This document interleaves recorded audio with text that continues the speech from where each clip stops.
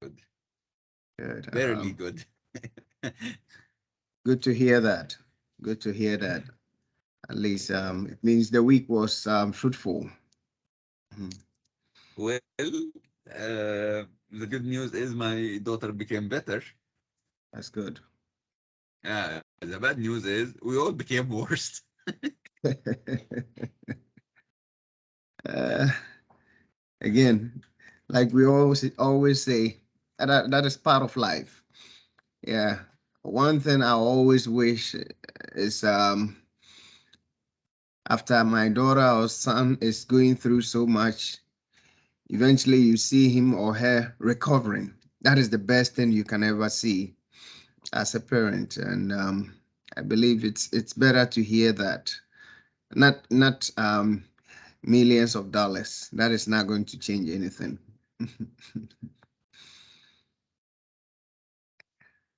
Totally agree. That's right. Anyway, Judlin, how are you? I'm good. Thank you. How about Uh, you? I hope uh, everybody's good. yeah, so far so good. So far so good. We have Olia on the line. Hello, Olia. Good morning, good afternoon, wherever you are. I hope you're doing well. Okay, fantastic. Sarah is also there. I believe she's on mute. Sarah, I hope you're doing well, right?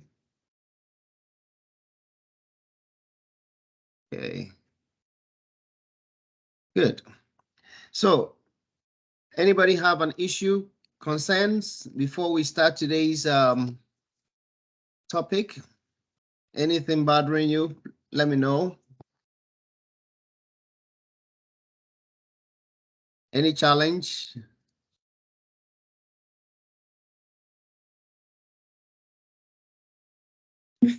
In the previous homework, there's answer after our first attempt, but in the second attempt we don't have the answer. Is that normal or Yeah. it's my model problem?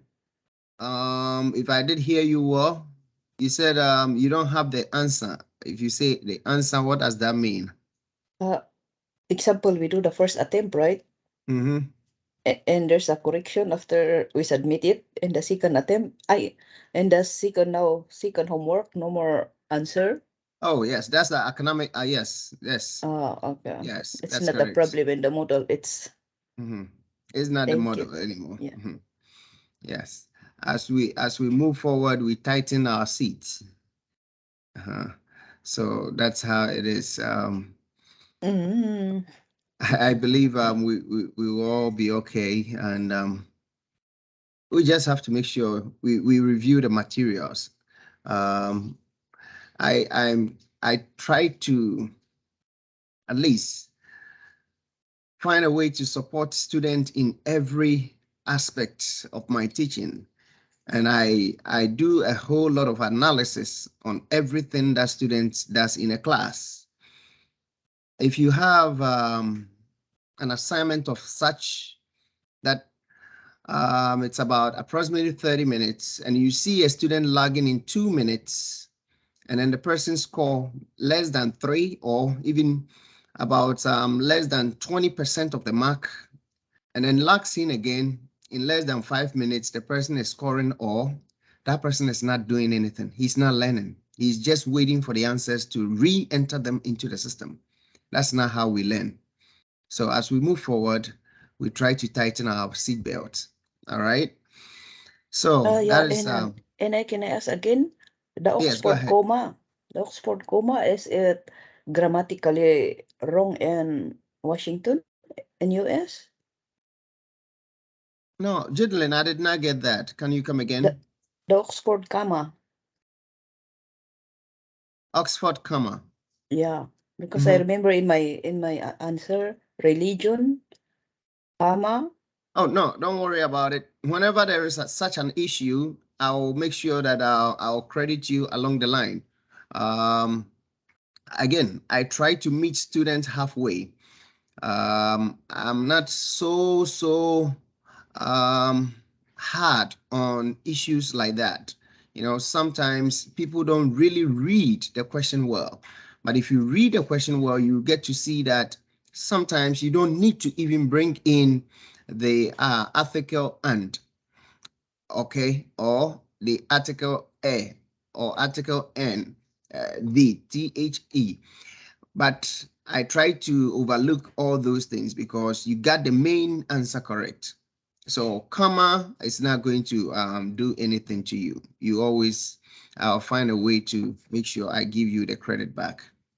Okay, I'll check again my score. If how is that? Because it's in the first, it's wrong for me. Yes, if you see that, is it are we talking about assignment module 4 or module 3? No, in the first assignment, like the religion, comma, institution, and No. I credit you with that. Check it. Oh, okay, thank you. I credit you with Okay. that long time ago. I saw that. That was the only question you had wrong, right? Yeah, so Very good. I credit you with that credit already. okay, thank you. You see where you don't even see, I see it. So I credited that to you long time ago. Good. So I try to at least meet each and everyone halfway, so that again, we are all not perfect. The system might not be perfect, but we try to at least achieve our purpose of learning. Okay, that is our main goal, to be able to get whatever knowledge needed to be able to use it out there. That is my focus, and that is your aim also. So that is what we are doing. Any question, any concerns? That's what we're dealing with. Anybody have concerns, issues that we can talk about before we start? Yeah, I want to ask something, Yes, Professor. Professor. Okay, ladies first. Go ahead. Ladies first. Floor for you, Noren. Sorry, I'm sorry. Pardon me. Oh, that's fine. I have a little concern that for the last module 3 homework and assignment, actually, I have done them at the last Saturday. But when I entered today the module, I found no record that I have done them. Because if there is, they are recorded, I will see the review for the homework or the quiz. So I just wanted you, sir, to check if you received my attempts or no, so to feel comfortable about them. And I have done a printing for my homework after I finished as a reference to record that I did them. Good. Because I was afraid of the system. Sure. It is a good strategy. Okay, it's a good strategy. I had always told my students, probably not in this class, that before you submit any assignment to me, make sure you make a copy of it. All right, for your own safety in the future. Yes. You are not the Okay. first person telling me this, Noran. Okay. So I'm gonna look into it. We're talking about module 3, right? Yes, sir. Okay, so I'll look into this. Because I'm not sure what exactly happened. I have one student complaining same, and I have asked the student to rewrite the exam, okay, as I could not find any trace of her taking the exam. And from you being the second person, I will send an email to technical department and then student services to find out what exactly happened. Because usually if there is any sort of update, you shouldn't lose what you have in the system already. So I'm not sure what exactly happened.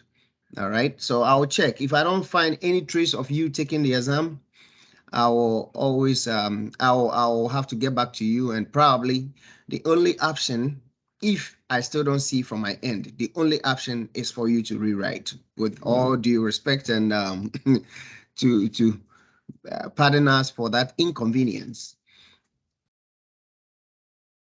Thank you, sir. Thank No, you. that's fine. That's fine. But one thing this time around, you of all people, I should have received a test. You know, I would have opened it for you long time ago. For you, you are very good on that. But this one, I don't know what happened. You did not tell me. Anyway, that is fine. We will be able to still fix it moving forward. All right. Any more issues? Please let me know if you Yes, have Professor. issues.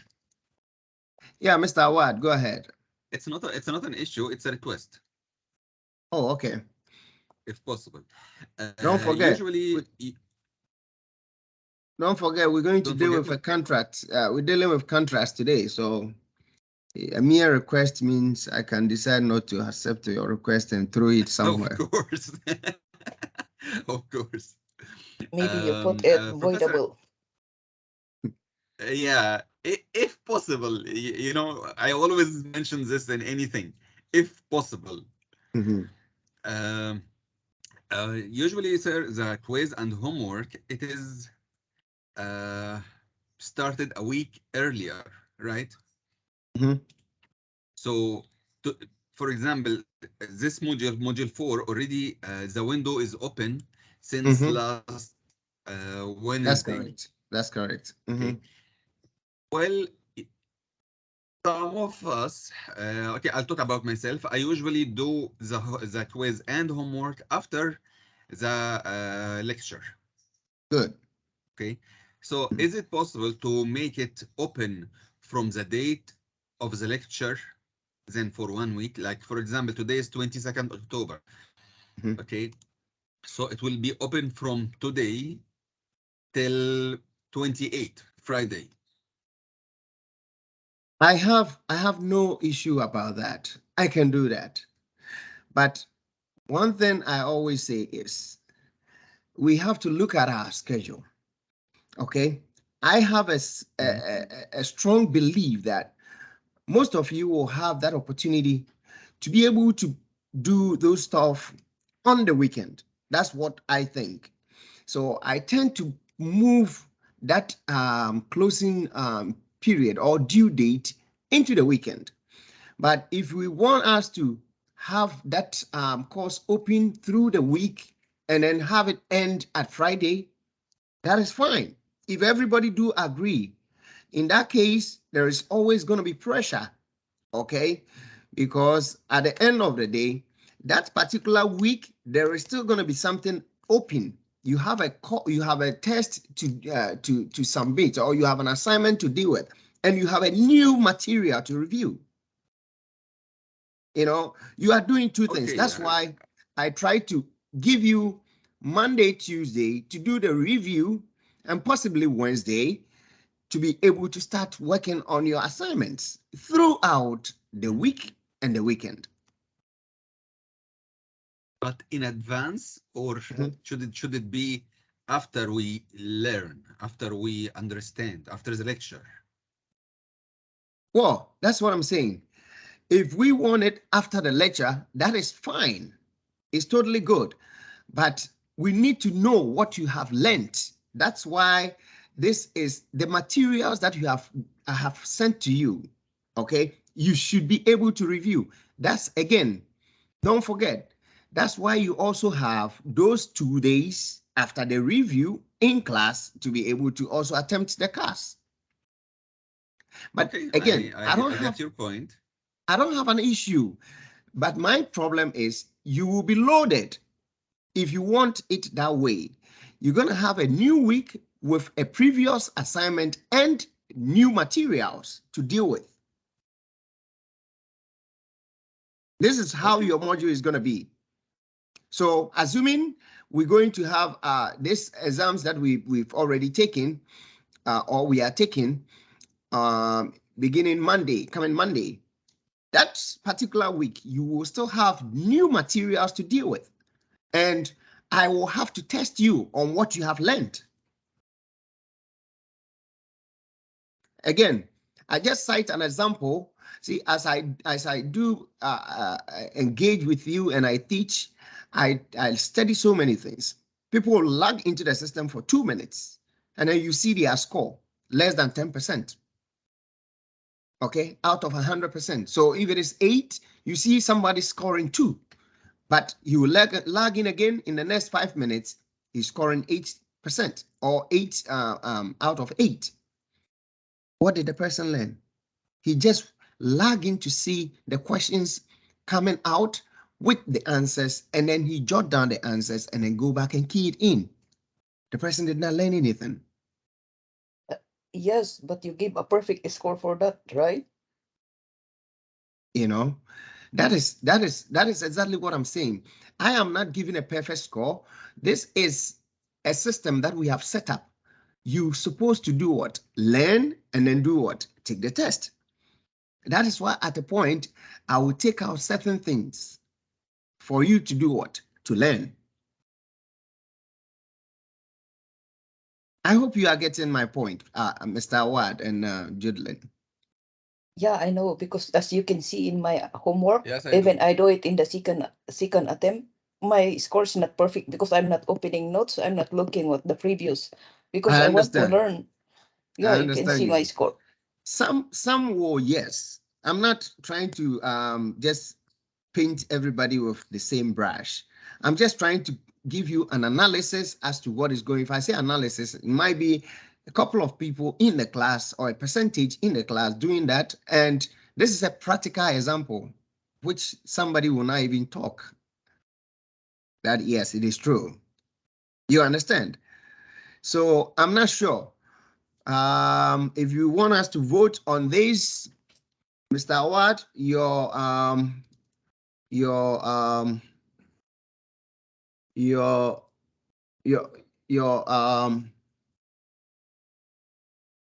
yeah, the proposal you sent in, or your concern, if you want us to move and vote on it, that's fine, unless you guys are okay with the current state.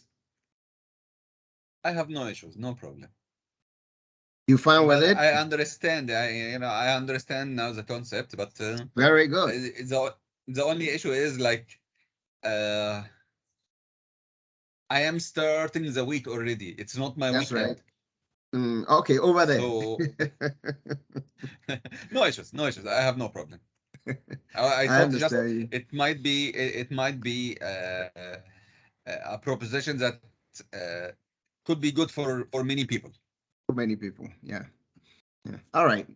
Thank you for not being selfish. You know, that's why I have you. That's why I have you in this class, Thank and you. I do like that and that attitude, not for only myself.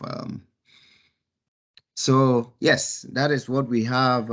Anybody with further issues, let's try to address them now, so that going forward we will not have issues and be able to get whatever we need from this class. Mhm. There is on a chat box, sir. I guess there's someone else facing same problem as me. Say that again. The chat box. There's some people posted in the chat box. Oh. You know, I was concentrating over here. Yes. So. Okay. Yeah. These people.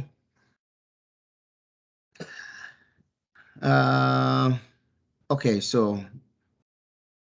All right. So now I have Ahmed also. Okay. So.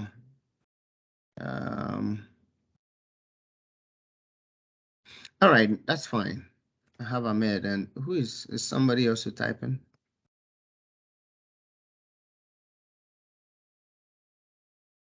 All right. Let's see what Winnie intends to say. All right. Let's see what she intends to say, and then we will see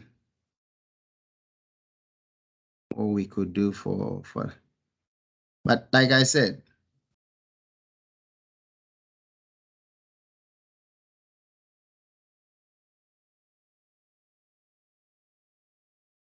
yes, that is what Winnie is also talking about what is the name? Ahmed's or Mr. Awad's issue. Yes, if I want to extend the time, I will have to also move it a little bit, because you have 5 days. to do that. If you want me to extend it to Tuesday, I'm totally fine with it. But again, it's going to fall into a new week that you need to review new materials.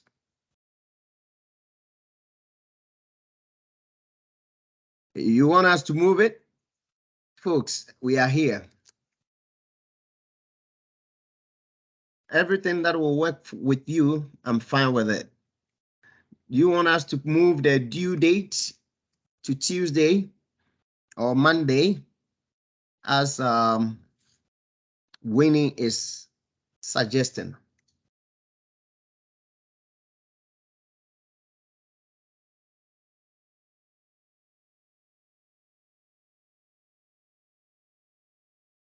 Folks who are here with me,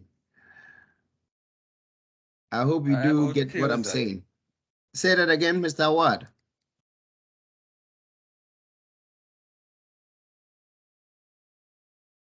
Monday, okay.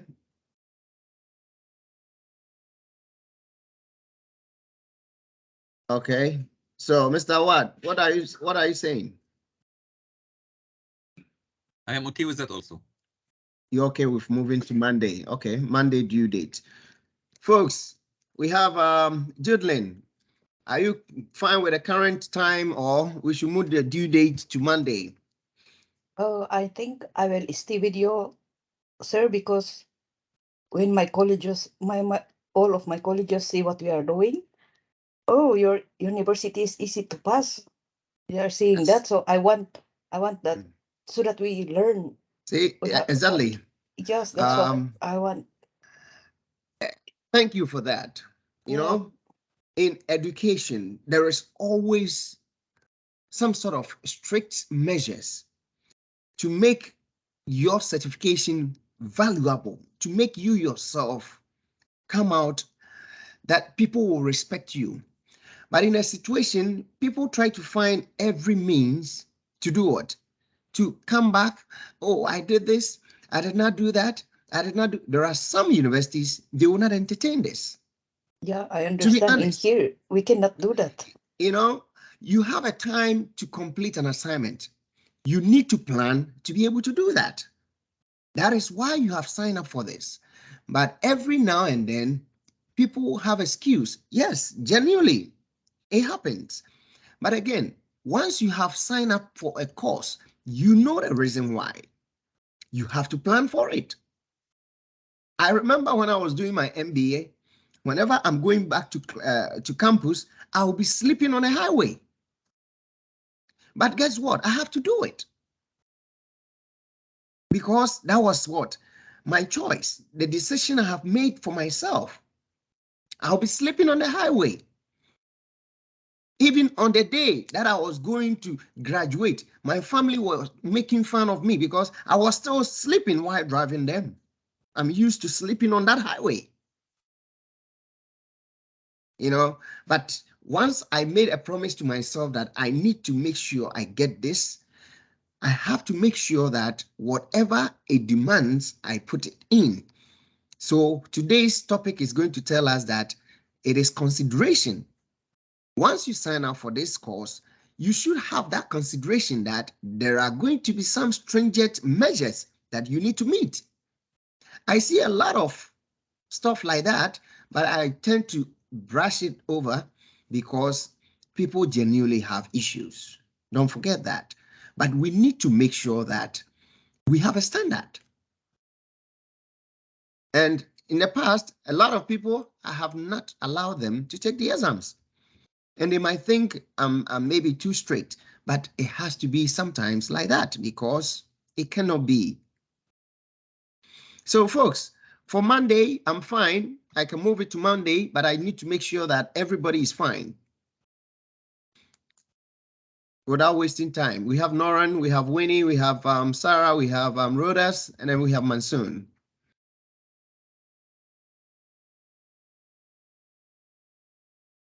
Professor, can you hear me? Sir. Can you hear me? Go ahead, Rodas. I don't mind. I don't mind either way. So yeah. I don't mind. Oh, all right.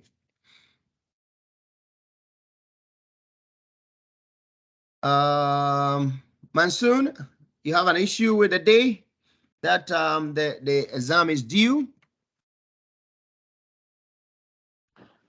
What day is it, sir? It's due on Sunday, midnight in United States. Okay, okay. Sunday, you mean tomorrow night? Yes, that's the time it's Okay. due. Your colleagues, one of them have raised a suggestion that we move it to Monday.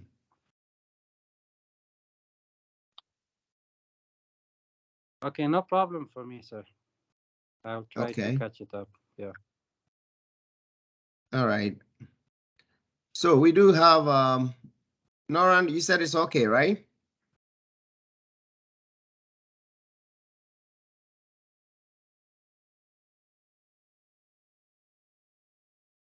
I'm neutral, sir. Anytime. Good. So not for any reason, but for us to be able to at least complete our assignments without any issue on the platform, which maybe some seem to think like it happens on Sundays, we are going to move the due date to Mondays, which means after that due date, if you do not take the exams, you have that for yourself to deal with. All right, so I'll move it to Monday, midnight, moving forward. All right, so that not for any reason, it doesn't make the course easier, but for the purposes of some people not are claiming the failure of the system not working on a Sunday to that due date. So we are moving it to where? To Monday, midnight. So I hope that addresses that issue. All right. If there is no more issues, we will try to hit the road and start running. Any more issues? Any problem that we can try to help you with? Anybody having challenge, by the way? Any challenge with the course? This is a reading course. You shouldn't have a problem at all. If you read, you shouldn't have a problem at all. Are we here?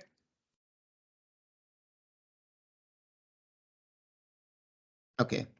So thank you, everybody. Thank you. All right. So now let's see what we can do quickly. Let me put up what we have here. So now our due date is going to be on Mondays. So we should all be ready and then get ready and prepared for that.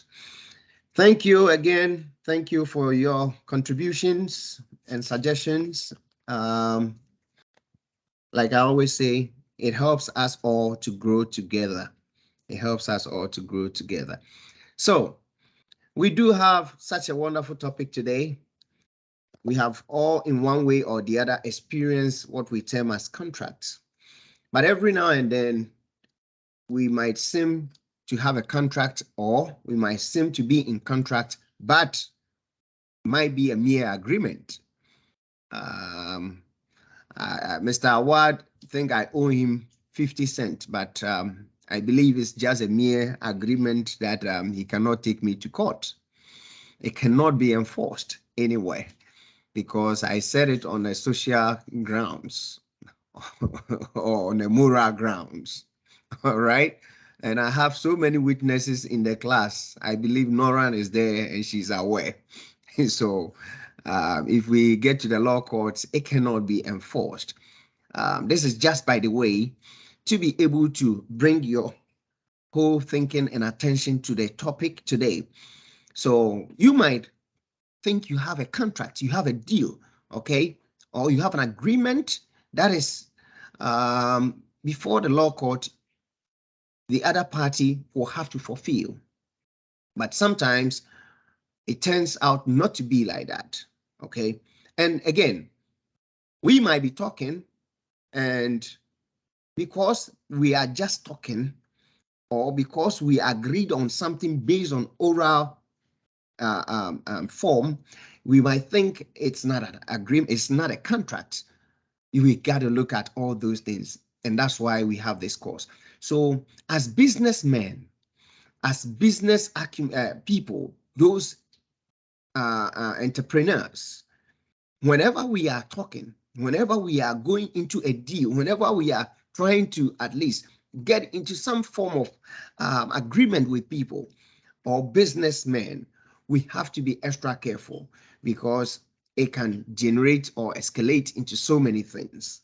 So that is contract for us. That is contract for us, and that's what we'll be dealing with today. So that is by the end of this session, we are expecting that everyone in this class should be able to do what? To describe the nature of a contract. You should know when you see a contract, you should be able to see that, hey, this is a contract. Yes, have that kind of vim that, yes, with this contract, I can take maybe Winnie to court and I'll win. Based on A, B, C, D in the contract, Ulia is at fault.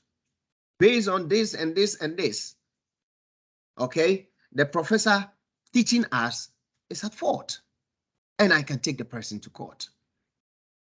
This is what we are aspiring to. This is what we are looking for. By the end of the day, this is what we should be able to at least get out of the class. We should be able to identify the sources of contracts, okay, the contract law, and distinguish between agreements and contracts. As I said just some few minutes ago, we should be able to know that as businessmen, as entrepreneurs, we should be able to know that. As representatives of big firms, small firms, and all other organizations, we should be able to know that, because at a point you have to enter into that sort of agreement for the organization, or contracts for the organization, or on behalf of the organization, and ensuring that what you are doing is right is very important, as you are doing that on behalf of the organization or for yourself. We should be able to explain the purpose of a contract. Should be able to explain the purpose of a contract. Identify the 6 elements of an enforceable contract. Okay, there are 6 elements in an enforceable contract. I'm not sure who is underage in this class. Who is 14? Okay, did you sign the contract to be in this class by yourself or your parents? Okay, there should be some sort of element which is enforceable, okay, in the contract. These 6 elements, including age, we will be able to talk about it moving forward. Distinguish among the different kinds of contracts. Okay, we have so many contracts, including what I just said, the oral contract. We do have the written one. Yes, we put it on paper. Okay, we have express and implied. Okay, I assume that when Nora sent me maybe an iPhone, I assume that he's just giving it to me for free. Implied. Okay, we have a formal, simple, and entire and indivisible form of contracts. Okay, we have to also be able to explain the status of contracts and differentiate between executory and then executed contracts. Okay, we should be able to do that. Okay, executory contracts. What is it? Is it something in place? Is still in tenses? We will say present continuous. It's still in the process. It's in the pipeline. Executed. All aspect of the contract has been done. Okay, so it has been executed. All right, so we're gonna be able to at least explain the status of contracts. All right, and differentiate between executory and then executed contracts. Distinguish among valid void, and then voidable contracts. What makes a contract valid? What makes it void or voidable? Okay, we should be able to know this. All right, can you send a contract that has arisen in the law court, or a contract between you and your partner that has generated an issue to the law court? If you people are dealing in cocaine, I'm not sure. Can we do that? I want to see that court which is going to handle that. Who is going to be the judge? Let me know. Okay, so it's not all forms of agreement or contracts that can be entertained at the law court. Okay, somebody will say you are using cocaine money to buy weed. Okay, so you're going to be in trouble when you even try to look for redress. So you yourself, you are in trouble already by putting yourself right there. So that is valid, void, and voidable contracts. We should be able to define the terms smart contract and the almighty or popular cryptocurrency. Okay, smart contract and cryptocurrency. It's a big deal these days. So those who do not really know about that, when I say cryptocurrency, somebody was asking me, what animal is that? Yes, it's a big deal. Okay, and when we talk about blockchain, we understand what it is, and you have to make sure that you know about these stuff. So by the end of the day, we should be able to at least define the term smart contract and also what cryptocurrency is. All right. Any question, please let me know. Just press my button right there for me to stop whenever you need me. Okay. Thank you. Good. So the nature of a contract. The nature of a contract. How does a contract look? Okay, what makes contract legally? So contract is a legally enforceable agreement, okay, created when two or more competent, I want you to put these things down, competent parties agree to perform or avoid performing certain acts that they have a legal right to do and that meet certain legal requirements which may be enforced in the law court. This is the definition of what we term as contracts. What does the UCC or the Uniform Commercial Code tells us? It also defines a contract as the total legal obligation which results from the parties' agreement as affected by the Uniform Commercial Code.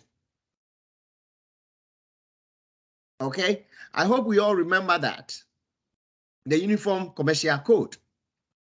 So now that we know what actually is a contract, we need to dig into it and then see what comes out with that. What is the source of contract law? What is the source? Okay. Article 2, UCC, okay, is relevant to contract law, but only applies to what? Don't forget, UCC applies to what? Commercial, a transaction is a commercial code. So it applies to transactions in goods or other tangible personal property. Okay, so when we talk about tangible property, what are they? It might be your laptop. Probably this is the only property I have. And I can enter into an agreement with somebody with this pen by telling them, I'm going to give you this pen, okay, to write on the condition that when you finish, you bring it back to me.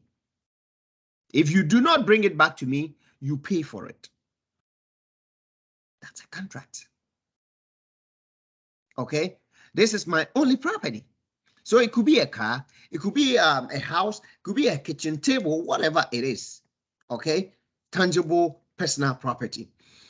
Common law is the source of contract law regarding sale of fixed asset. That's what we know, and that is what we have known all along. Okay, for the sale of fixed asset, services, and intangibles. Is somebody getting that? When we want to say services, what am I doing? Am I providing you a service? Is this service tangible? If you go to let's say the women, or if you go to say an auto shop, when they provide you service, what kind of service is that?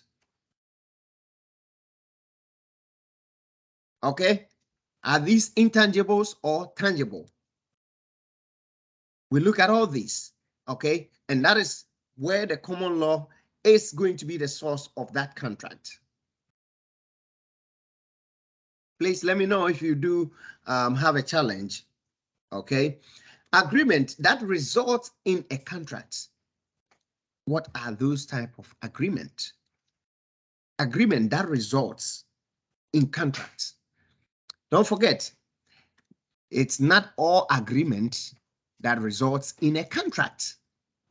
Some agreement cannot be a contract.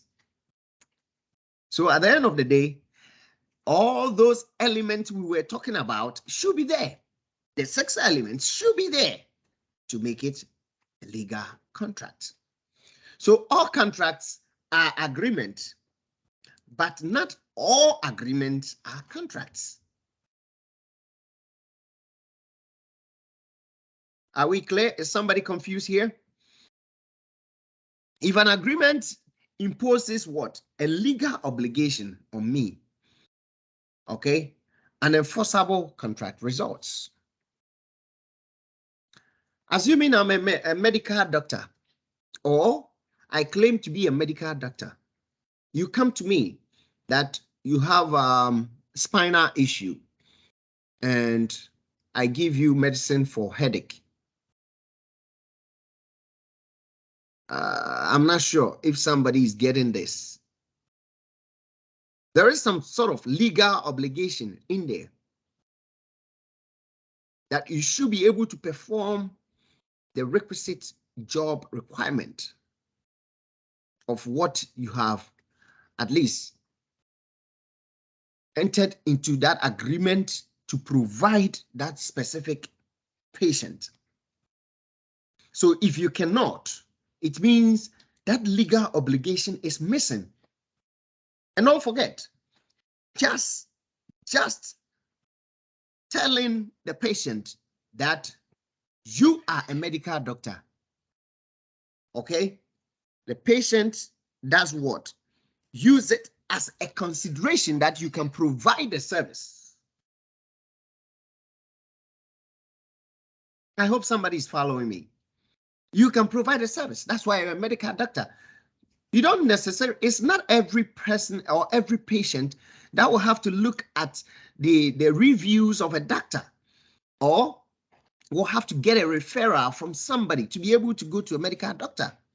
What we know is, if you see a clinic out there boldly advertised or with inscription and everything, you go there with a white gowns and here and there, we tend to think they are practicing and they know what they are doing.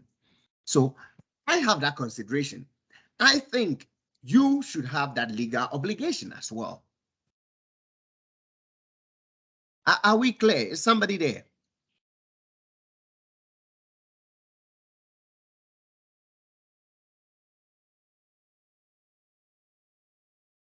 Are we clear on that? Yes. Clear, Good. sir. All right. I just want to make sure some people are not sleeping and then they have me on mute. Thank you. So it imposes only a social or a moral obligation. However, if it is what? Not a contract. Like me and Mr. Awad, in the past, we had some sort of agreement to give him 50 cents. Yes, but that was a promise made on what? On a moral grounds. So I know that Noran is a witness, as well as everybody in the class.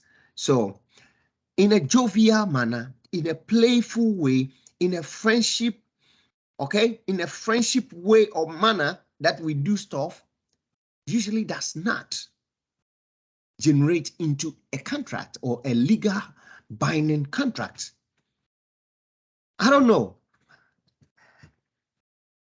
I promised to buy my wife Mercedes Benz. So unfortunate. I was expecting a contract, okay, as a consultant to make money to buy my wife the Mercedes Benz. The contract never went through, so I could not buy her the Mercedes Benz.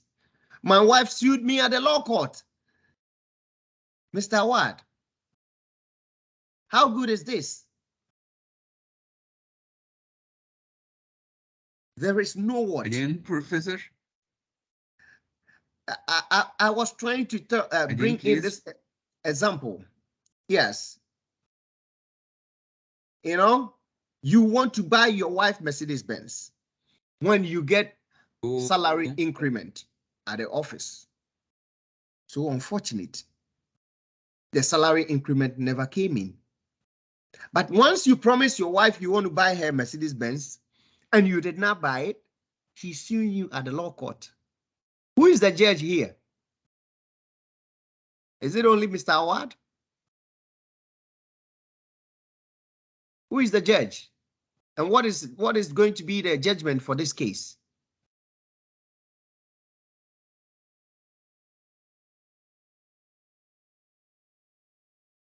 I'm going to mention names right now. Hello, Professor. Can you hear me? Yes, I can hear you. Yeah, because the internet was very bad in the last 2 minutes. Okay. I barely could hear anything. So can you repeat again? Yes, yes, yes. You promised your wife you will buy her a Mercedes Benz. When you get your increment from your job, that is your pay increment. For some reason, the company did not give you the increment. So you could not buy her the Mercedes Benz. Your wife was so furious, thinking that maybe the money came and you did not bring it home. You want to spend it somewhere. So she sued you at a law court. What will be the case, the fate of this case? And why do you think it's not going to stand the test of the time?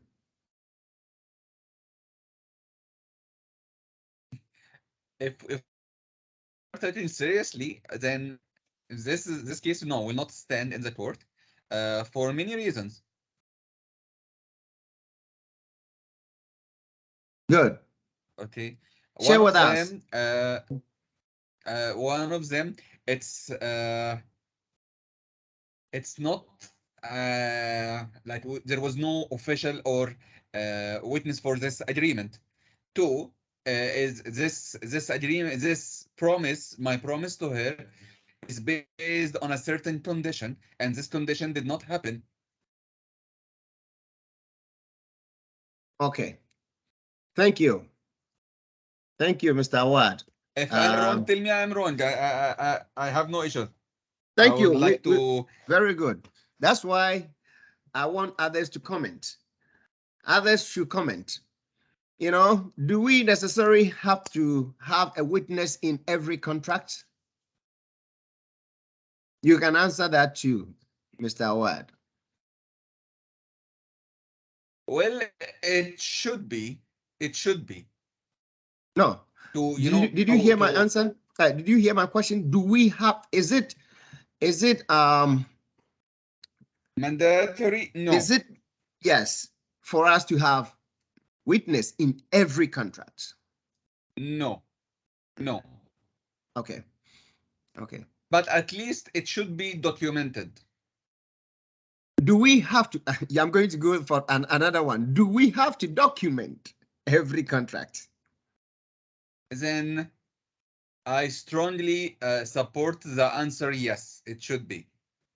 In order to avoid any, what do you call, bad intentions, forgetting, for example,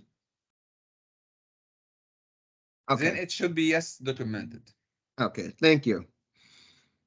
Maybe by the end of the session, we will get more out of this, although we don't have to document all contracts.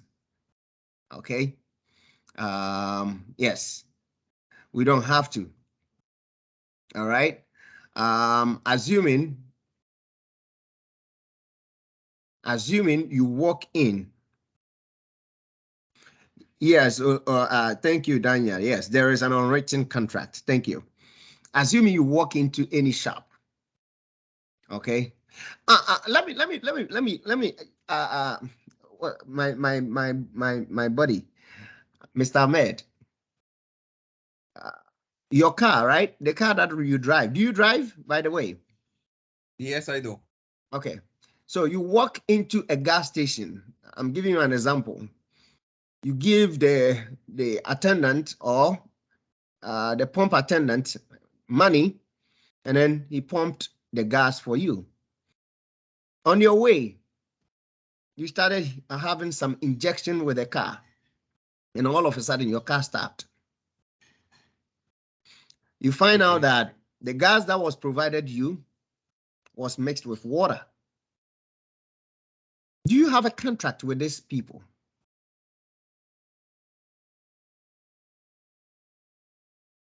A written contract? No. It's a service No. for money. I did not ask you for written contract. I'm asking you, do you have in any way a contract with them? Those typing. Very good. Actually, sir, I have a point here that sometimes we receive a receipt. It is a form of contract, but a simplified one that I can complain about something at any store or at the gas station about something I have bought. Good.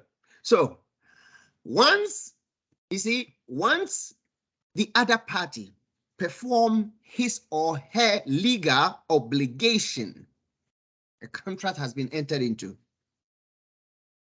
The judges, true or false?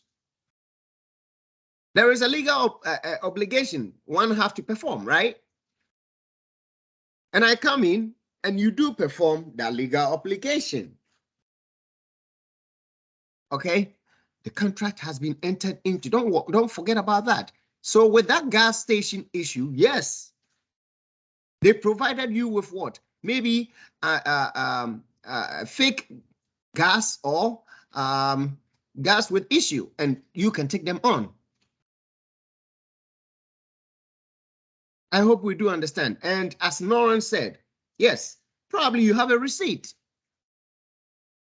And that person or the attendant has also done what?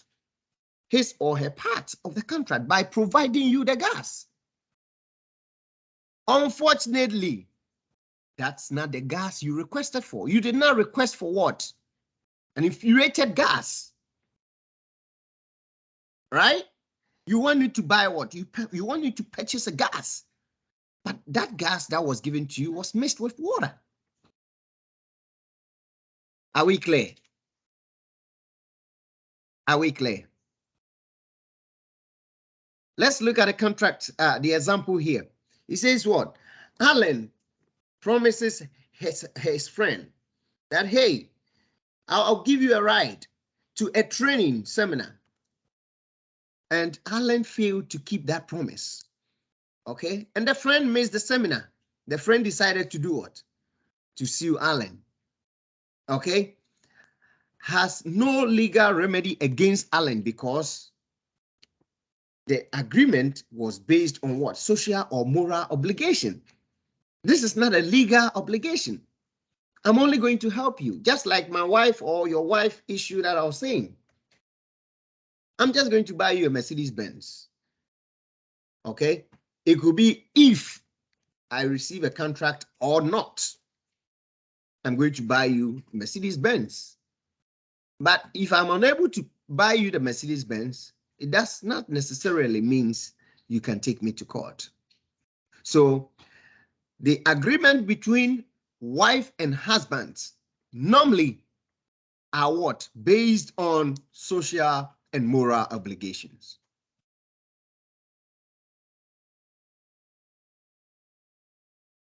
If you give me this amount of money, I will prepare you a very delicious food this week. What if that money comes and the food doesn't come? You cannot kill that person or take that person to court. That is marriage. Okay? So whenever you are entering into agreement in marriage, be careful. All right? Be careful. Let your eyes be very open. All right? Because it cannot be legally enforced. Purposes of a contract. Oh, yes. Thank you, Dania. Thank you. Implied contract, as we were talking about with Mr. Awad. Purposes of a contract. Contract may be created to establish legal obligations regarding many matters, including what? Sale of merchandise or services. I came to this salon for my hair to be pleated, especially for the ladies. But at the end of the day, you says you are what? You are a hairdresser or you are a hair pleater. But you couldn't pleat my hair per the style that I show you on the cardboard. This is the style I want. But when my hair came out, it's different from what I showed you. Or maybe I'm having some cuts or here and there. The legal obligation. Okay? The person can take you on. So many times you see these cases in the law court. Yes. You tend to see them. Because probably the person is not that experienced. He doesn't know the job that much, but he just decided to enter into it. In some countries, yes, you will be able to do what? Just get away with it. But in United States, where you have to get certification to be able to establish a salon, you got to be careful. And that's why they will always have to get what? A practitioner's what? Insurance. I have a couple of clients in the salon industry, so I know much about what goes on. You get sued if it's not to their taste or if they feel like they have to sue. All right, so employment. Mr. Awad is right there. Okay, employment. You have employed me to do certain tasks for you. A, B, C, D, that is my job description. So if I do deliver on those job description, you have a legal obligation to do what? To make sure that you do my payment or you make payment to my social security. You make payment to what? My benefits, health insurance, savings, and all those kind of things. And maybe my bi-weekly or weekly or monthly paycheck. If you tend not to be able to do what? Comply with that, then I could take you to the law court. So this is what happens in a real contract. Okay, transfer of ownership of land. Okay, transfer of ownership of land, that is real property or personal property such as a car. All these things need to have what? A contract. Okay, and one will have to also do what? Have a legal obligation. Before I sell you my car, usually people will always write as is in a contract.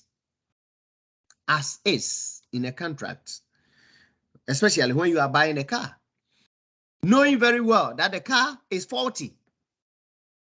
Okay, You know that your car have issues, but you are trying to hide under the as is clause. Folks, just be careful. You go to court, that as is that you have put in the contract will be thrown somewhere. Okay? That is where you have the knowledge that that car has a problem. So in some states, in the United States, you will have to do what? You have a period of time to be able to check out the car and see if the car have an issue. And you can send the car back regardless of the as is that a person have in there. That is, I'm talking about buying a new car or a used car from an individual. Okay, you can do that. Okay, even if it's a company, you can do that. If there is a problem, a major problem, yes, you'll be able to fight against it. A contract may be extended or term revised to reflect what? The party's future wishes. These are some of the things we can do. Going back to employment, we can write the employment contract for you to read that. After 6 months, that's when we'll be able to give you medical benefit, life benefit, lifetime benefit of investment, whatever. So you can do what? Have that kind of contract for future wishes if the other party is able to fulfill a portion of the contract. If you do have any challenge, please just let me right away so that I'll be able to explain that quickly for you. Elements of an enforceable contract. Elements of an enforceable contract. This is the good part of this topic. Okay, so before you enter into any contract, please make sure that these things are there so that you don't find yourself on the other side. Offer and acceptance. You know, we have entered into an agreement this morning by one of you. I believe he stood in for the entire class. So me and you have a contract now. You have decided to move the due date from Sunday to Monday so that case closed. If you miss Monday, you are in trouble. You are in a hard fire. Okay? It was an offer and I have accepted it. Although it's a suggestion. And then we have come to agree. All right? This is not just the contract we are talking about, just as an example or in a jovial manner. But a contract will have an offer. I'm selling my car for $5,000. Winnie decided to offer me $4,000 and I accepted it. Has there been a contract? Anybody out there? Yes, there is. Okay. On the condition of all other things, okay, there is a contract. On condition of all other things, that I have seen the car, that I have driven the car, that I'm okay with the car, there's a contract. So offer and acceptance. Mutual agreement. Okay, the parties must have a clear understanding of what they are undertaking, and the contract must show mutual agreement. So if you don't know that you are paying $4,000 for 2010 Honda CR-V, do we have a contract? I only come out and I told you that, hey, Winnie, I have a car. I'm selling it for $5,000. And Winnie said, okay, I'll buy it for $4,000. Yes. Would there be a contract? Let me try to push for a little more. Would there be a contract?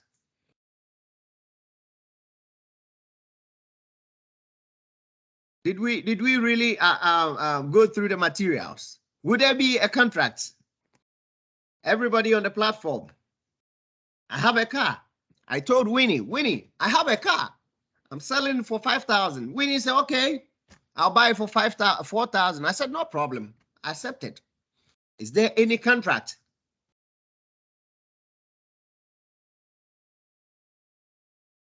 Is somebody here? I think so, yes, Professor. What is your basis? Well, the offer is made and you accept it, and there's a mutual agreement. But So, there is mutual okay. agreement. There is Yes. there is no mutual agreement. Where is the mutual agreement here? Is the person mutual- Go ahead. Okay, the mutual agreement is that you accepted the offer at the end. So you preferred 5,000, but you accepted agreed to sell your car at $4,000. Okay. Thank you, Mansoon. Anybody else? You are not wrong, but I'm not going to say you are correct because I want people to talk. Thank you, Sarah. They agreed on a price.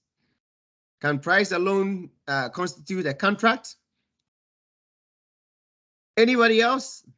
For me, no. Okay. Our sister said no. Yes, since it's an agreement, Winnie said yes. It looks like the yes people are becoming a lot. Noreen, what do you think? For a mutual agreement, they can agree on the currency. There's currency clauses. For example, I meet this at work a lot. This is a part of the mutual agreements they have to agree on. But the clear understanding, what car are we dealing with?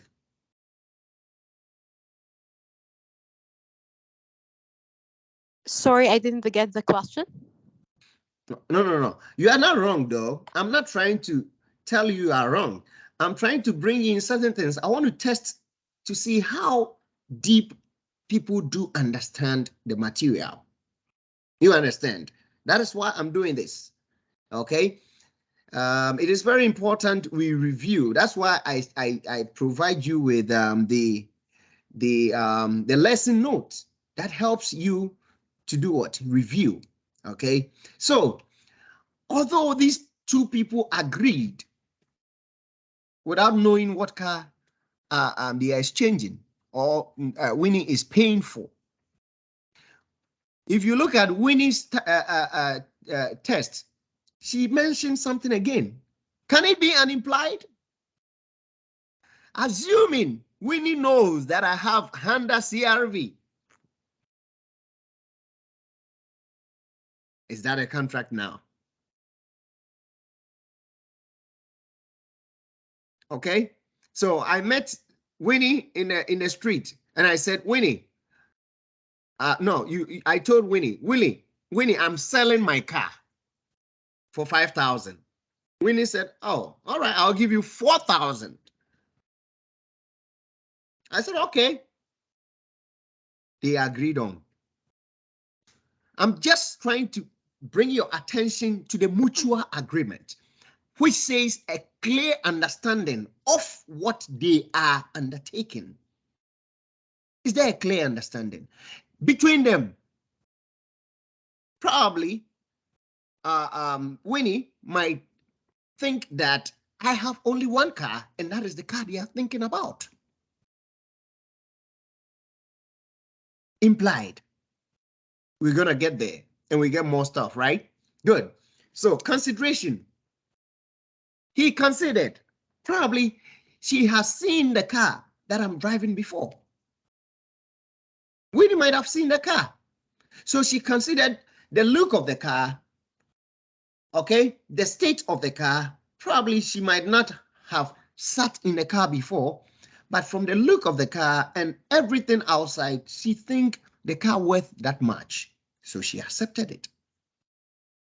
Elements of an enforceable contract. Okay, offer and acceptance, All right, mutual agreements.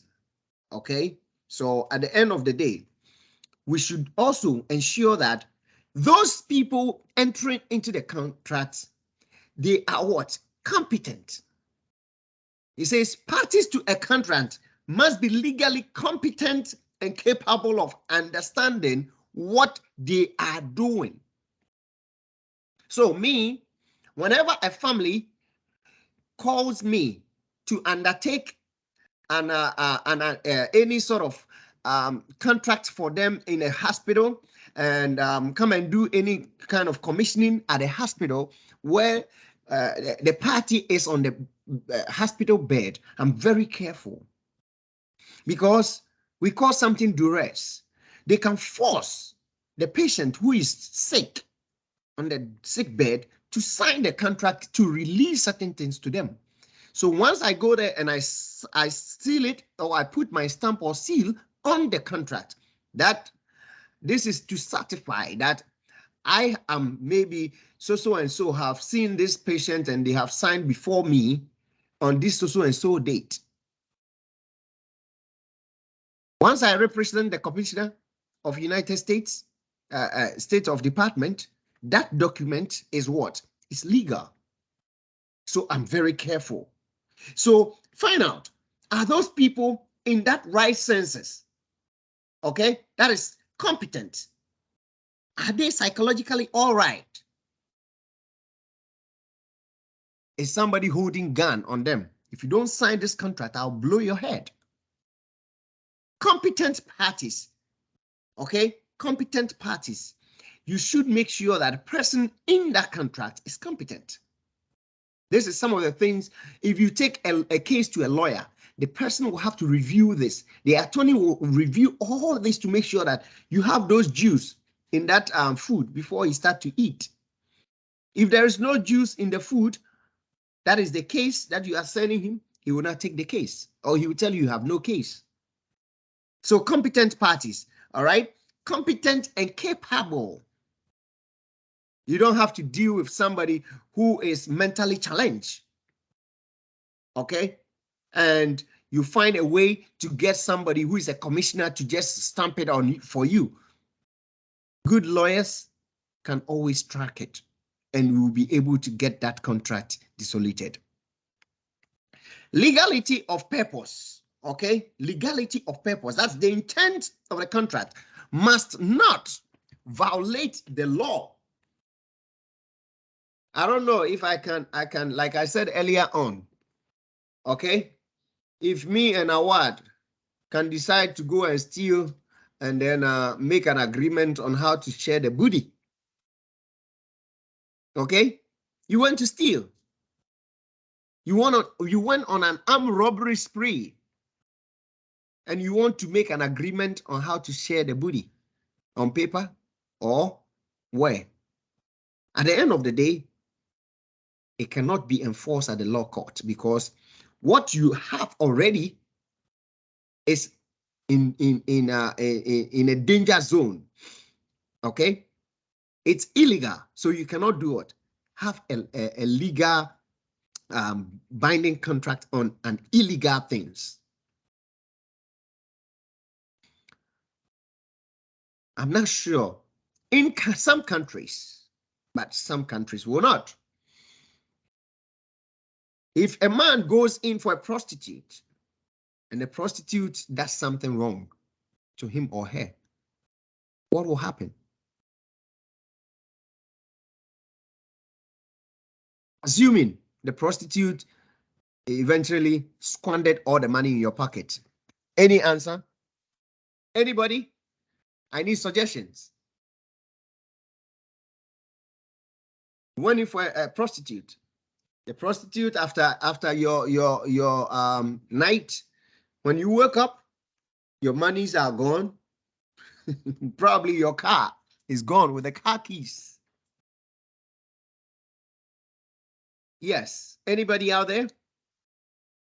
I don't know how it is in the United States, but here you can't do anything about it.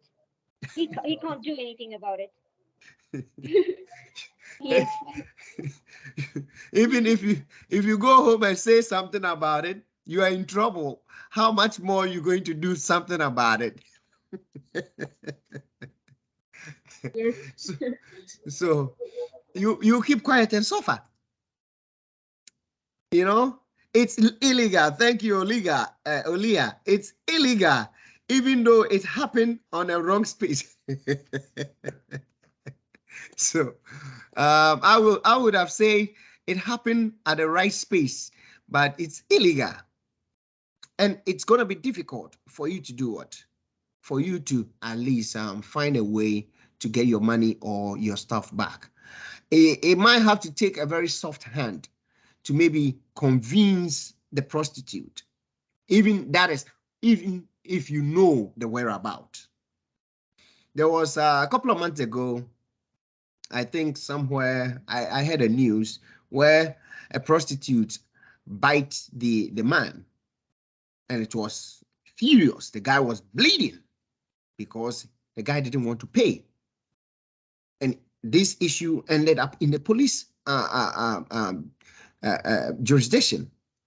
Okay, these are some of the things. The guy was bleeding. He couldn't even call for help. He's afraid. And these are some of the things. So all the time, whatever you do, you think twice. So you should make sure that there is some sort of legal backing to what you are doing, because when you fall into trouble, you cannot report it to the law enforcers for them to help you. Although when you were doing it, you secretly did it, thinking you are hiding, but there is a very mad or bad consequences to it that we got to be extra careful with that. That is legality of the purpose. Proper form. Yes, requirements for contracts are known as proper form. Okay, some contracts must not only be in written, but what? Okay, in also follow a prescribed form, such as containing signatories of the party or parties. Okay, so the required form or proper form, or the proper format or formula, or how it's supposed to be, it's what we are talking about. All right, proper form. Elements. So kinds of contracts. Contracts may be classified in several ways depending on what? The manner in which they are created, expressed, or performed. Okay, so a contract may be oral contracts. I could have an oral contract. Okay, I could have an oral contract. The fact that the handyman came to your house and then fix your borehole, or fix your light, or fix your garage gate, and did not give you any paper contract, does not mean you don't have a contract with him. You called him. Hey, can you fix my garage gate? He said, yes, yes, yes. How much would you charge? He said, give me $1,000. I said, no, I cannot pay $1,000. You bargain. And eventually he accepted $800. He decided to do the job, but guess what? He doesn't have the technical know-how. He could not do it. At the end of the day, you took the person to court. Yes, of course. That's oral contracts. Yes. So we have oral and we have written. We are normally used to the written, but the oral sometimes can be very challenging that a lot of people don't know. Okay, written has its own issues, sometimes leaving certain enforceable stuff in there, but oral, people always want to play about it. But trust me, if you are not smart people will always outsmart you. So oral contract is there, and you always have to be extra careful dealing with people in business. We also have the express or implied. Okay, express or implied, as I said earlier on, formal or simple, and then entire or divisible. These are the kinds of contracts that we're going to get its details in next slide quickly.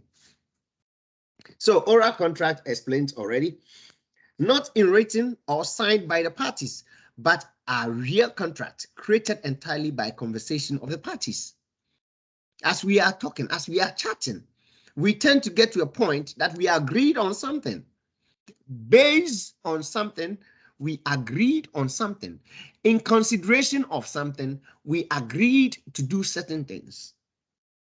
This becomes a contract. Okay, this becomes a contract. And that's why we always have to be extra careful when dealing with parties in any category. All right. So written contracts, we all know what it is, but it's more than what we think. When it comes to when we reduce it to writing in a permanent form, that's what we think it's written contract. But let's see, a written contract may be simply a handwritten note. We have all tried that, right? Handwritten note, electronic message. Have you thought about that? When you are testing me all the time, it serves as a record. When you are testing your friend all the time, it serves as a record. Probably you might not think about that you have a written contract.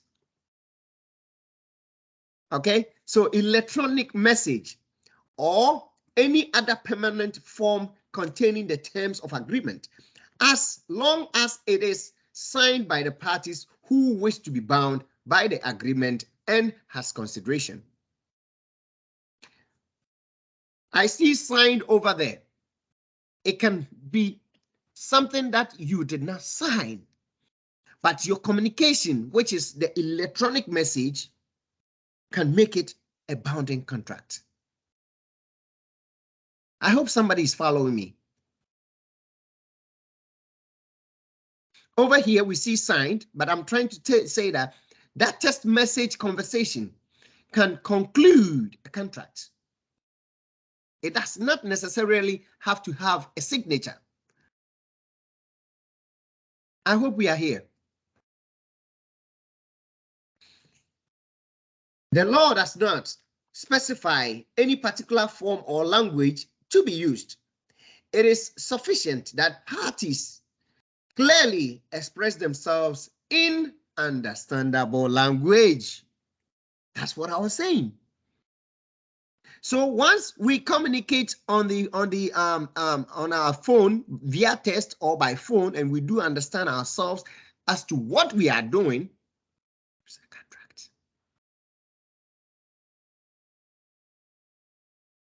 Please let me know if you do have any question. Okay. Kinds of contracts. Again, we have the express contract, one that specifically states terms of agreement between the parties, either written or oral. Okay. It states specifically the terms of agreement between the parties. Implied, as I said, and Winnie said earlier on, a contract where rather than from oral or written words, its term as derived from that intention, that how do I put it? Assumption, I think.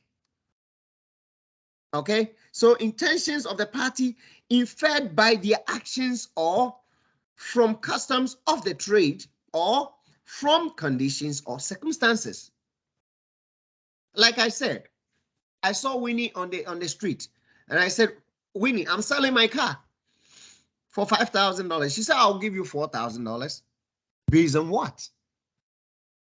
Implied intention, assuming she thinks. Okay, in our test, there is an example in our test for those who had time to read, between a merchant and a buyer. He says, oh, bring me 20 pieces of these items. She did not ask for price. So she get there and deliver the goods and bill you with $20,000. Implied. You think that is the price. Okay? So maybe based on the what? On the custom of trade, you think that is how you've been buying it for. So one of these days you call for that and it wasn't the price. The person will bring you a bill and your heart will go to 364%, 364 degrees. Okay, so implied. That's why whenever you are in contract, so this one goes to court, yes, it will be enforced. Although you have been buying that item for $30 a piece, this time around, the person billed you for $45 a piece, but you did not ask for the price. But you said, oh, bring me those items, because that intention, that assumption of the original price is not what is being sold, but the items have been delivered. I hope somebody is following me.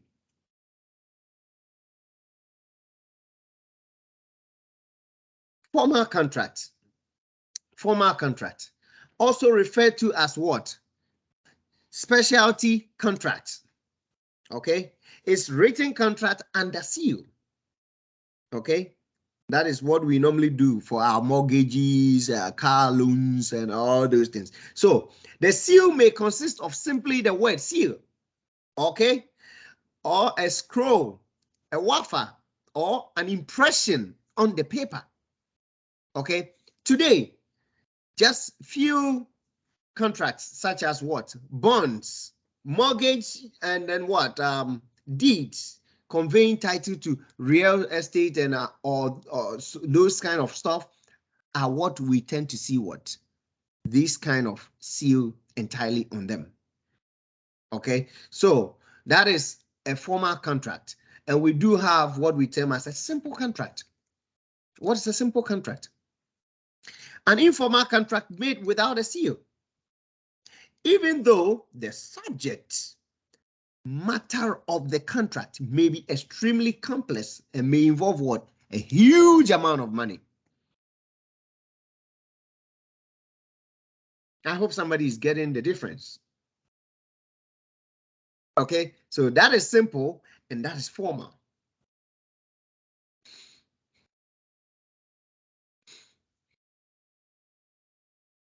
We do have what we term as entire contracts.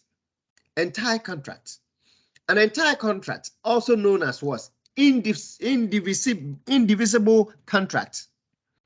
Okay, it has two or more parts.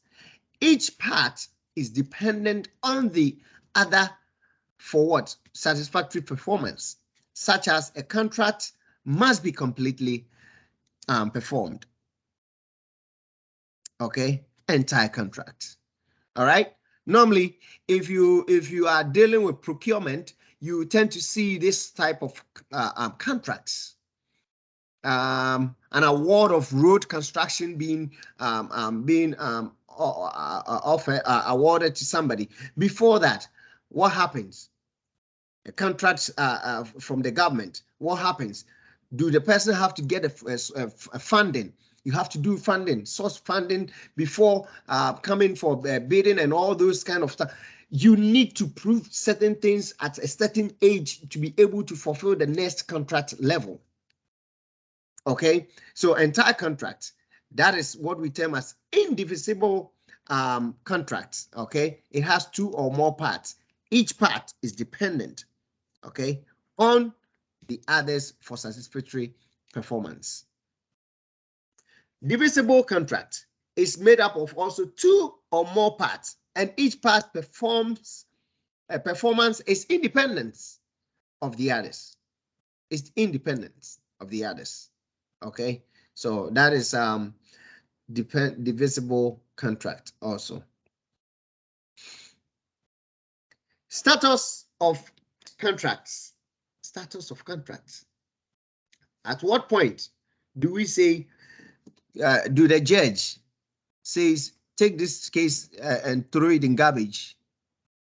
At what point is the judge going to say that, yes, we are going to award you such and such and such amount for damages. At what time? Okay. Contract may call for performance over an extended period. Okay. At any particular time, a contract may be what? Awaiting the first to commence obligation. Okay. In the process of completion or fully completed. All right. Sorry for that. So that is status of contracts. Awaiting the first to do what? Commence obligation. So when we go into offer and acceptance, you get to understand very well. An offeree and an offeror. When an offeree, when an offeror sent an offeree an offer and awaiting the offeree to accept it, maybe via the same medium at a specific time, and the offeree did not, what happens? Does that seem to be a contract, or it ceases to be a contract after the due date? Okay, that is what we are talking about here. So awaiting the first commencement obligation. So if you are the offeree, if you do not accept it, it has not started the commencement of that what? Obligation of yours. When we get to offer and acceptance, we'll get to know much about that. In the process of what? Completion. In the process, it means something has been done and you are still doing what? Continue with the process and then fully completed. All right. That is the status you always get in contracts. Executory and executed contracts. What are they? What are they? Just like what we said earlier on, something is in the pipeline, it's still cooking. The food is not done yet. Executoria, that is the best example I can give you. Okay, a contract where a future act or obligation remains to be performed under its terms. Okay, a contract is completely executory if no party of it has been what? Performed. Okay, so it is partly executory if some parts have been performed and some have yet to be performed. So it is cooking. In our tenses, we say present continuous. It's still what? Emotion. All right.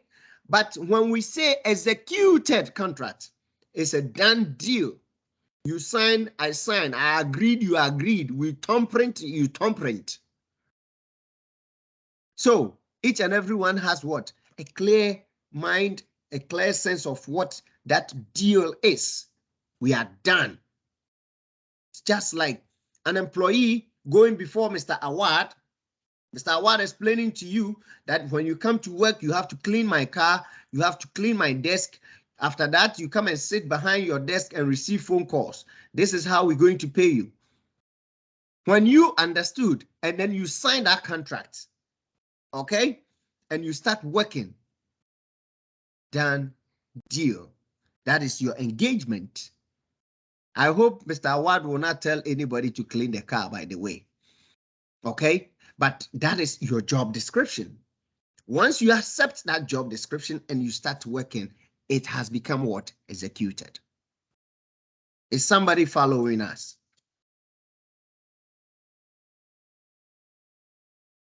Is somebody here?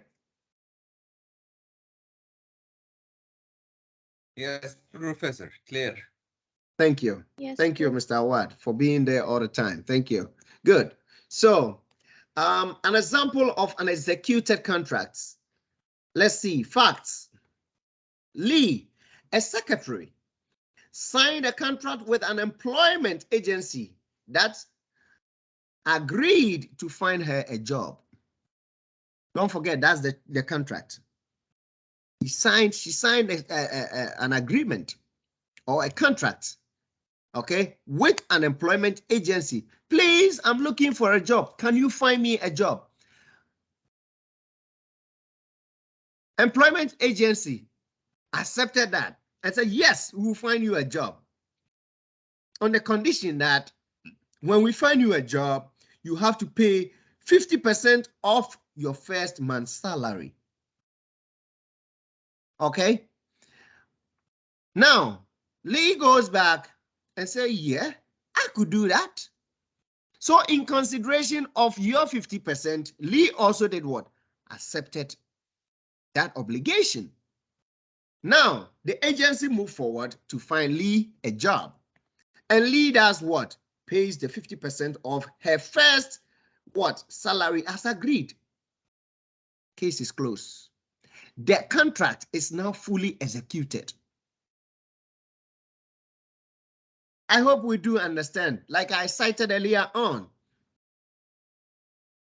you come in for a job. Mr. Awad explained to you what your job descriptions are.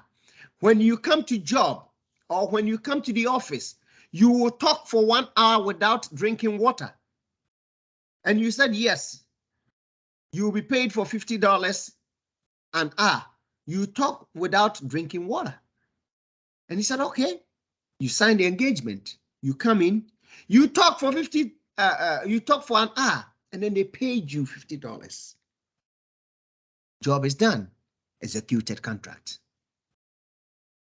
So this is a perfect example.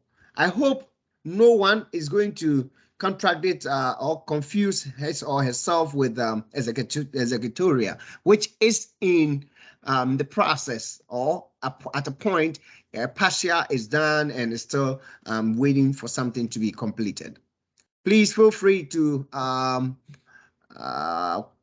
ask me a question if you do not understand. All right. Thank you.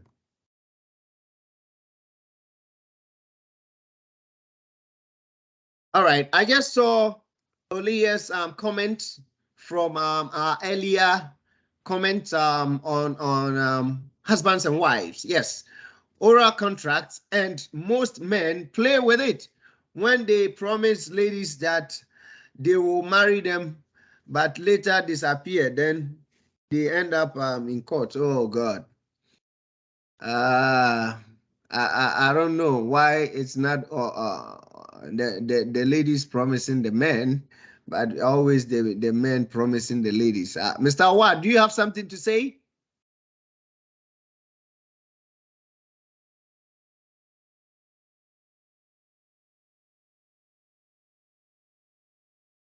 Again, You have something to say?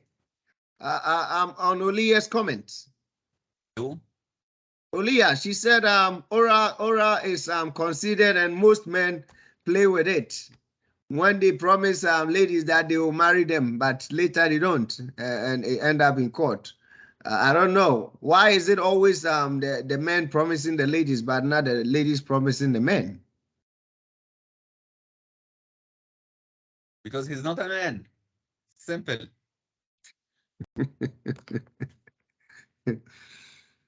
You know, when we do promise like that, can it end up in court?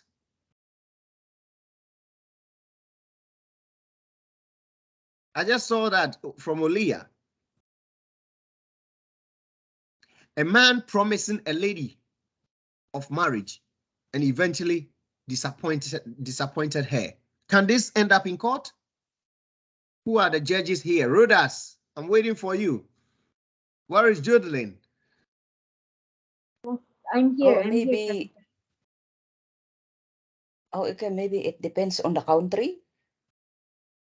Very good, thank you. It will depend on the country, in quotation mark, and their culture. Thank you for that alert. Good.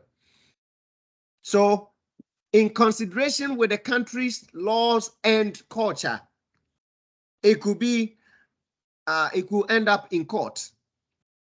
But under our democracy or a democratic rule that we know internationally, can this be a lawful, a legal enforced case? can it be?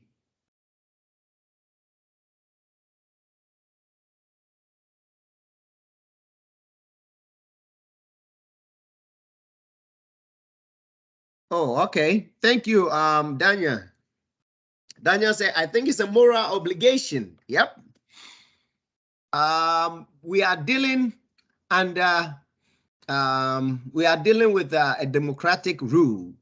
I'm tempted not to go to other rules because I might not have enough knowledge on that, and it might seem misleading. Okay, but in our normal dispensation in democratic world, it's a promise. It's a promise. Promises In the are meant to past, be broken. go ahead, say that again. Promises are meant to be broken. Ah, there we go. Promises are meant to be broken. Okay, so in our democratic world, yes, it's very unfortunate. You know, it's very unfortunate. As for me, about 20 women decided to marry me, and they never married me. So I have been through this for so many times. But the point is, it's so unfortunate for it to happen like that. That people tend to psych you towards certain direction.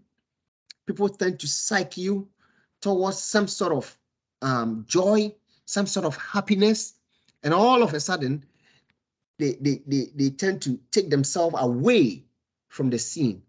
It is very hurtful. But who can tell me on what condition can the lady bring a case? Not just promise. On what condition? Well, I want to see the judges.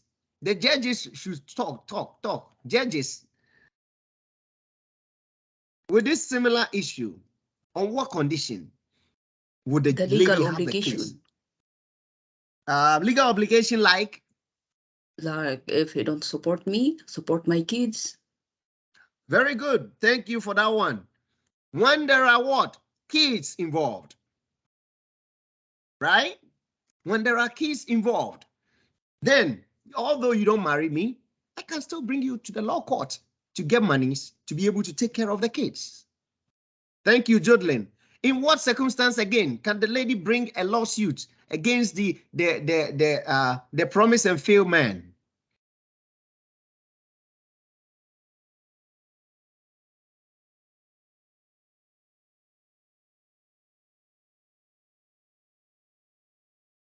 Are we there? The judges.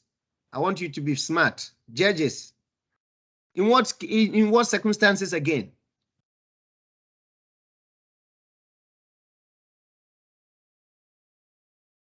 Nobody? All right. Well, assuming that in the course of your relationship, the promise and fail man who think he's too smart move into your apartment, live with you. You continue paying the bills. You pay for internet. You pay for phone. You pay for electricity. You pay for gas. You pay for water. And he keep enjoying, giving you all these promises that, oh, next 2 years, I'm going to marry you. Next 3 years, we'll have maybe the biggest wedding in town. Along the line, he just vamoot. Soon as he had money, you can bring a lawsuit against this person for living with you but not paying rent and all those. Who is the judge? True or false?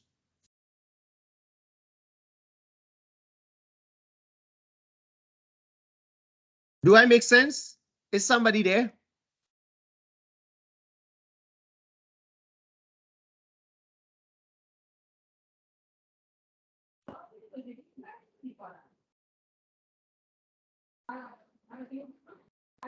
Go ahead, Mansoon.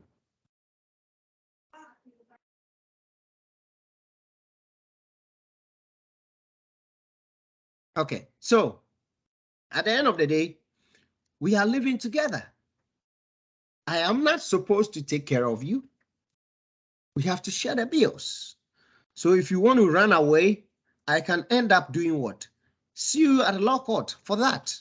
and I can make some money.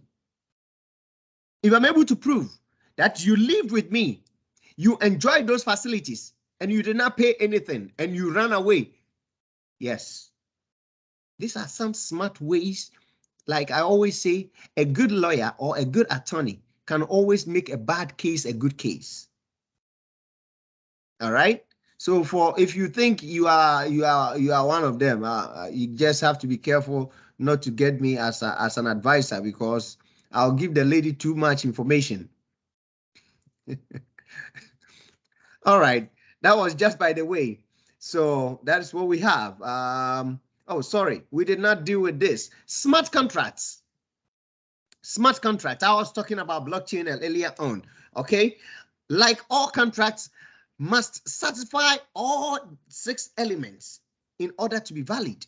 Okay, you cannot be underage or maybe insane to be able to go into this kind of contract and you think, oh, a smart contract. A lot of people do that. They will send you that thing in the email and say, oh, sign here, sign here. And they think they are dealing with old people and they will force them to just sign without reading. Yes, at a point it goes to court, we can always bring in that competency of the person who is signing it. So if it's your grandma that you are trying to use your grandma's name to do something, be careful, because a good lawyer can review this and bring up that she does not have the capacity to be the party. And it will come out that she did not even sign that DocuSign, the document that comes in electronic form, where you go online and then you just click, and then you put people's name there. Okay, but that's a smart contract. Okay, terms of the agreement to a smart contract are not written on a paper, emails, websites, or text, or even orally communicated in person or by telephone. All right, it is a blockchain type. All right, so full substance of the agreement is actually digitally written, all right, into lines of codes across a network that can be accessed but not modified. Nobody, okay, can modify it. Okay, nobody can modify it, neither of the parties. All right, and that's the technology we call the blockchain. All right, I hope we have heard about the blockchain and we know what it is. Okay, advantages of smart contracts. Makes it cheaper. Makes it cheaper. You don't need me anymore. That's why I have also upgrade myself to be online, and I endorse document online. Okay, you don't need me to drive my car and tell you I'm charging miles of driving the car to the hospital to come and do commission over there. You don't need any commissioner of oath to drive from one place to the other. Okay, no. All right, does not require middlemen in transaction. All right, it allows for fast digital transfer of money or assets securely. It is less expensive to enter into it. Does not require attorney. Okay, it does not require attorney. Cannot be changed by one party. Okay, you cannot just sit home and just try to do what? Find a way to take a portion of the contract out. Okay, most exchanged is in cryptocurrency, electronic cash, digitally encrypting for security and fast transfer. Good. Enforceability of contracts. Enforceability of contracts. I did mention this in a brief. Void, voidable, and what? Valid. Void, voidable, valid. What is a valid contract? Or what makes a contract valid to be enforced at the law court? Okay, when we say a valid contracts are agreements meeting all the legal terms, resulting in obligations legally enforceable. So everything is in there. Okay, the 6 element is in there. You understood it, you signed against it, and then you love it. When it goes to court, it's enforceable. But why can it be void? Agreements are lacking one or more essential elements of a contract. Like I said, you think you are smart, your grandma is home, she has a lot of money, so you can use your grandma to sign contracts. Your grandma probably does not have the technical know-how, the capacity or the competence to be able to sign an electronic contract. And I'm saying this because I've seen a couple of them. People defraud families through this, okay? So they tend to use that. But you tend to find out that the person doesn't even know how to use a cell phone. How much more sitting behind an internet, a computer, to be able to sign a document, a DocuSign, or a document on the electronic form. So one or two essentials of elements of a contract will be what? Missing. And that makes it what? Void. Voidable contracts are agreements that may be what? Rejected by one of the parties for a legally acceptable reason. For a legally acceptable reason. And don't forget, until agreed and delivered, anybody can do what? Reject a contract. Until agreed, delivered, and or signed, anybody can reject an agreement. Okay, so they are agreements that may be rejected by one of the parties for a legally accepted reason. Legally accepted reason could be anything.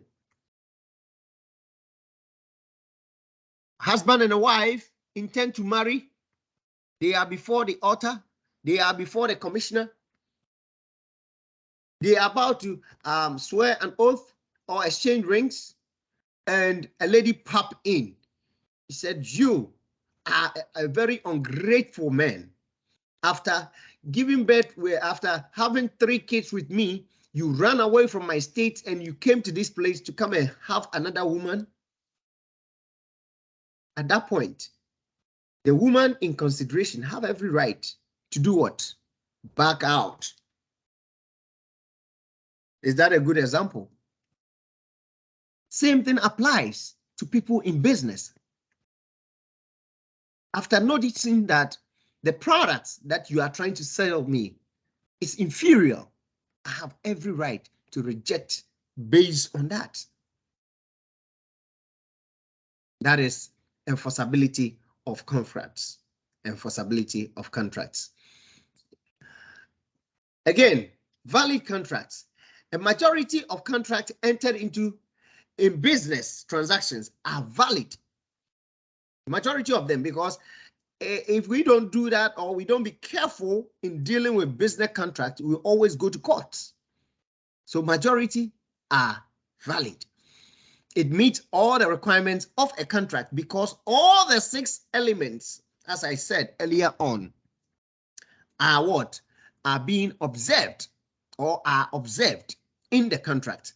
So if you recall, the 6 elements are what? Offer and acceptance, mutual agreement, consideration, competence. That one, I really have that kind of zeal to talk about that, because youth of today want to use the competence of the old to always swindle them. All right. Purpose, and then what? The proper form. All right. That is the 6 elements. Enforceability of contracts. Again, under void contracts. An agreement that lacks one or more of the essential element is a contract. Of a contract is a void contract. It cannot be enforced, and it's not a true contract. It cannot be enforced. Okay, it is treated as if no contract exists. It's void. Okay, it's void. So now let's see voidable. A contract that may be rejected by one party for a legally acceptable reason is voidable. Such contract is valid and enforceable unless and until rejected by a party who has the right to reject it. I have ordered for a specific consignment and you decided to deliver me the opposite or the fake ones. If they are in grades, upon receiving it, I realize that this is what it is. You can reject it. Okay, in business. So those purchasing and supplies, those who are going to be in purchasing and supplies, management and all those, you have to be very smart. Otherwise, your company is going to be in trouble. We have some managers, even if they receive items or they receive product on behalf of the company, they don't even check it. They don't know how many or quantity that they are receiving it. They don't have any documents. They don't put in time, the date. They don't care. By the time you realize, the other party transferring the items to you will swindle your company because you don't even have time to check. Business law for you. Example, in a contract between a minor and an adult, the adult must perform his or her part of the agreement unless and until the minor decides to withdraw from the contract. Okay, so this is another way that you could see it. Okay, unless the minor decided to do what? To withdraw from the contract. Let's have an example. Brand, a minor, agreed with dealer or a dealer to buy a car. Dealer must perform as agreed, but Brand, who is not legally a competent party, can withdraw. Okay, the fact that Brand is a minor and thus not legally have the competence renders the contract voidable. So you cannot, as a dealer, enforce it that, hey, you came in to buy a car, I did everything, I issue you the car, and you are leaving the car. No. Or you are rejecting it. No. He still hasn't entered into a contract because he does not have the legal age to get into that contract. I'm not sure if somebody have any question, any misunderstanding, somebody is having an issue. Anybody there? Clear, Professor. Mr. Awad, go ahead. No, I'm saying clear. Oh, it's clear. Thank you. Thank you. You had a very good examples for us too. Anybody have an issue? This is contract for you. I want you to review that, and then if you can revisit it, it will help you throughout the course of your profession. Anywhere you find yourself, being a salesperson or a manager or anything, it's really going to assist you doing your own business. I have told you about my previous experience where a client want to fool me because he thinks he's a family friend. Come to me, I provide you the service, you don't pay. I provide you service, you don't pay. I provide you service, you don't pay. For the fourth time, you came with a friend. I provided a service to the friend also. The friend gave you money. You decided to do what? Squander that money as well. That's where you have to know principles in life. I took him to court. So know your business. And before you get to the court, you have to have your facts. Did you charge the person? Did you enter into the agreement, an agreement with a person? What is your proof? What documents do you have? The courts have to give you all this information. They have to ask for this information before you can even go before the judge. Okay, so once I have that, it becomes very simple, and you don't have to go to court and look like you are a zombie or you are idiots, especially those in HR. Before you go to court about an engagement issue, you'll be very, very, very prepared, and I believe Awad will tell you, because employees normally, if they are not with a union, will not come by themselves. They will come with their legal representative. So you have to be very prepared. If you fire the employee, you fired him based on what? You fired him after your proposals to her to befriend her was rejected. Is that a reason? You fired her because she is insisting on her right. You fired him because you are discriminating against him, and he just opened his mouth and talked about it. So all these things, you got to be prepared, because if you go to court, you don't have it that's easy like an employee and an employer relationship. That one, if you talk, I don't have to talk, or you have to keep quiet. When no. When you get to the court or the law court, we will all have a fair share.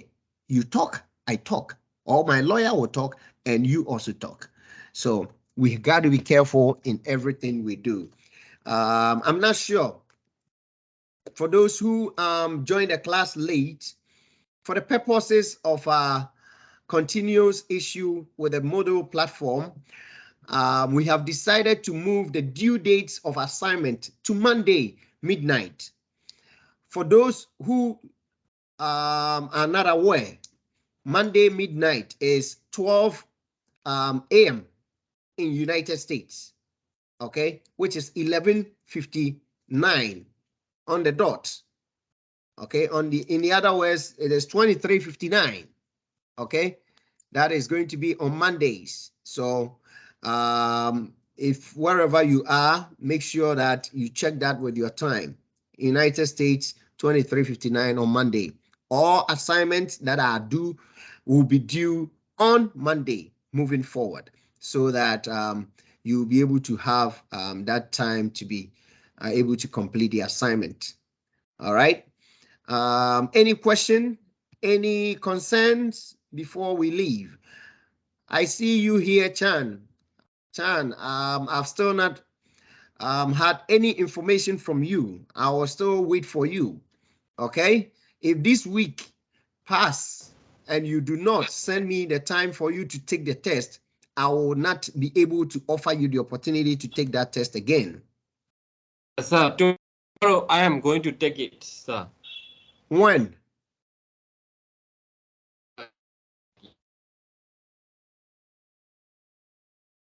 I did not hear you, Chan. Tomorrow, you said? Tomorrow, sir. Okay. So tomorrow you have up to, we are on what? Today is Saturday. You have up to Monday, okay, to take those missed quiz and then homework. All right. So from here I'll open it for you, and that will be for you. Yes, sir. All right. I wish you all the best. Yeah, I have a damage. Say that I again. couldn't respond you all, right? Oh, okay. Yes. My laptop has a damage. Yes. Sorry, sir. Anything, just send me a text, but I'll open it from you for you after here. All right. Yes, sir. Thank you, sir. Sure. Thank you. I'm not sure. A couple of guys, you have to know that the homework is 2 attempts. I just want to reiterate that, because others sometimes take one. If you take one and you get the entire grade, which is the full mark, you don't have to worry about it.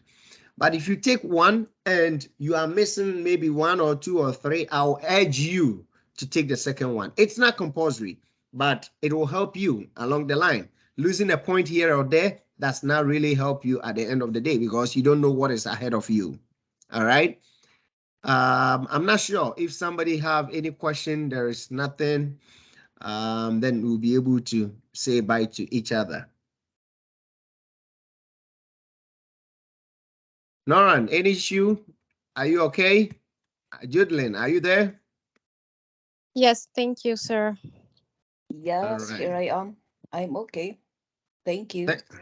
Thank you, Judlin. I'm not going to say this online, but I'm expecting a big one from you this time around. I see what's going on, so I wish you all the best, Judlin. Thank you. All right.